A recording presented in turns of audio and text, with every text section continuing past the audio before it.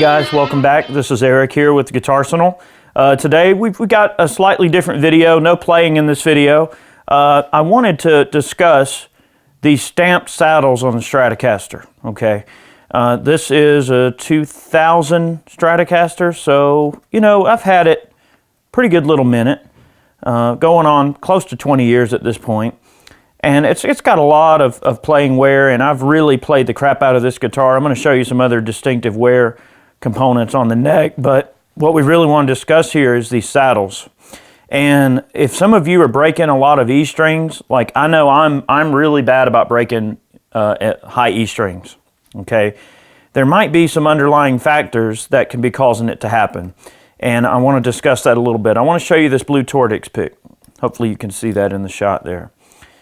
There's a distinctive wear mark along the edge of this pick. Guys, I've got a heavy right hand, and I use really heavy picks, and you can just see from the wear on that Tortix pick that, you know, this is a well-worn Tortix, that we're putting a lot of pressure on the string. So when you're bending a string, what's actually happening, it's difficult for me to really show you without, you know, playing the guitar. But if let's just say that, you know, the E string's off of it, we're going to go to the B string.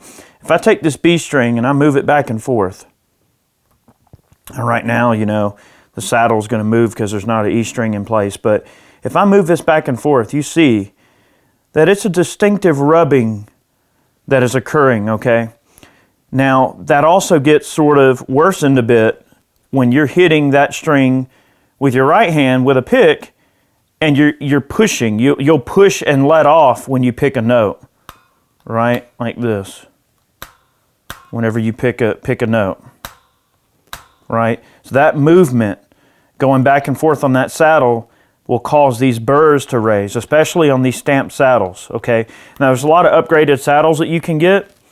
You can get the graphite saddles, you can get, you know, different material that these saddles are made of. These are just the kind of cheap stamped ones. I can't bring myself to replace them. You know, they just work great, and this guitar is intonated really nice, and this is one of my favorite Stratocasters. What I want to mention, you just take a little diamond file like this, and this is a very, very small and fine round diamond file. And guys, don't get crazy, okay? Just get in there, take a close look, and we're just gonna give those burrs a couple of little, like Monty Python said, we're gonna give the rack a turn. I'm just gonna go in there and hit it from a couple of different angles.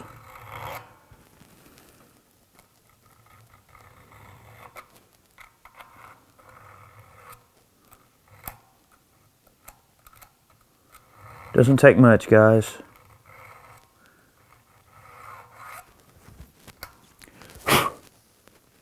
That's about it, okay? Literally just a couple of passes with a diamond file.